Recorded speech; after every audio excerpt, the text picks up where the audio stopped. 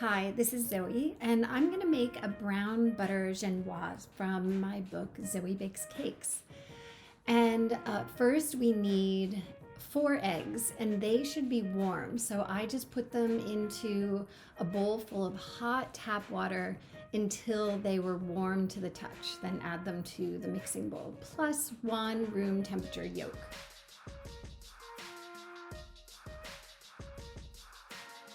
I'm just gonna put that into the machine, let them spin around until they become one. So just let them go until they're all uniformly mixed together. And while that's happening, I'm going to sift together my cake flour and cornstarch so that it's nice and airy and that they blend together.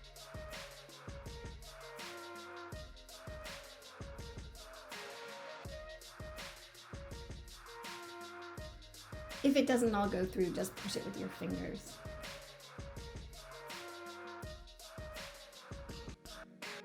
Now I'm gonna add my super fine sugar to the egg mixture. And I'm gonna do this slowly, just so that it doesn't compress any air that I've already put into the eggs. Super fine sugar is really important because it will dissolve into the egg mixture faster. Now I'm just gonna put the speed up to high and let it go.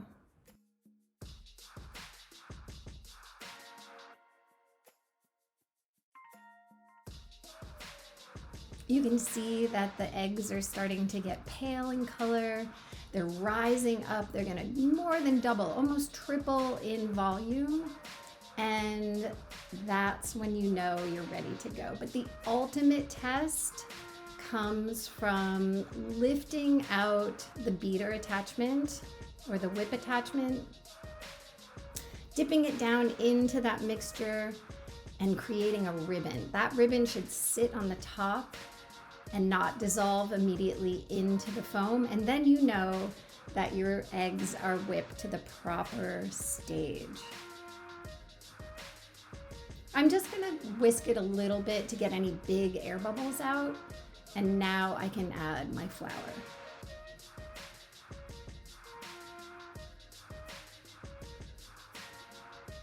About 1/3 of the flour, and I want to put that through the sieve again to aerate it because everything needs to be nice and light, nice and airy, and I'm going to use the whisk attachment to fold that in, going around against the glass and then up through the middle, sort of shaking that flour into the mix, and just repeat.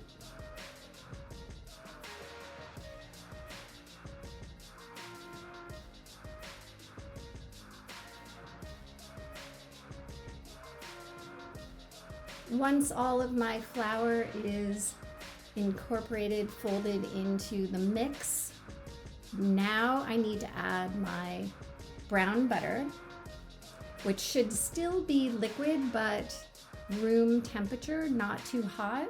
I'm gonna take out about 1/2 cup of the mixture, maybe a little bit more, 1/2 cup of the mixture, add my butter, add some of my homemade vanilla extract. I'm gonna fold that all together. Make sure that the butter isn't liquid anymore, that it's really folded into that little bit of the batter so that that will suspend itself over the rest of the batter and it doesn't just sink straight down to the bottom of the bowl, because then it's harder to work it into the batter without over mixing.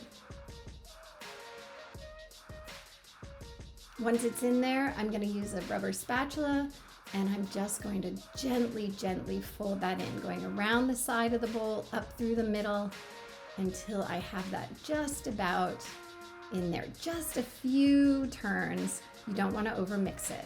Into my prepared pan, which means I've done nothing except put a piece of parchment on the bottom. No greasing on this, because you want that batter to cling to the sides as it's baking.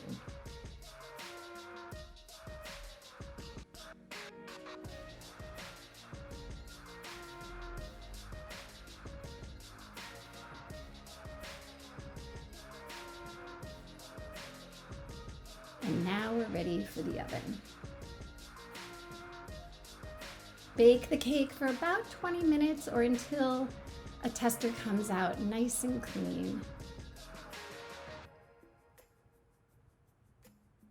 We're gonna take our cake out and let it cool completely before we try to remove it from the pan.